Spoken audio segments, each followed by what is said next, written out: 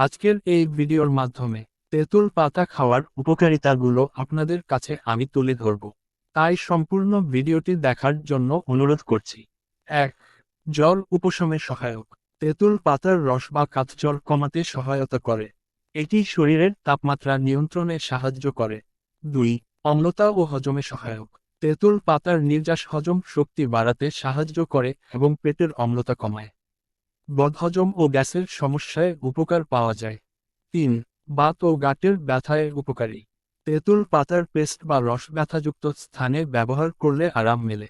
এটি প্রদাহ কমাতে সাহায্য করে। 4. মাড়ি ও দাঁতের সমস্যায় তেঁতুল পাতার রস দিয়ে কুলকুচি করলে দাঁতের ব্যথা, মাড়ির রক্তপাত বা ফোলা কমে যেতে পারে। 5. অ্যান্টিব্যাকটেরিয়াল গুণ। তেঁতুল পাতায় প্রাকৃতিক অ্যান্টিব্যাকটেরিয়াল উপাদান থাকে, যা বিভিন্ন সংক্রমণ প্রতিরোধে সহায়ক। 6. চর্মরোগে উপকারী। তেঁতুল পাতার পেস্ট বা রস চর্মরোগ যেমন একজিমা, চুলকানি, ফুসকুড়িতে ব্যবহার করা হয়ে থাকে। 7. ডায়াবেটিস নিয়ন্ত্রণে সহায়ক।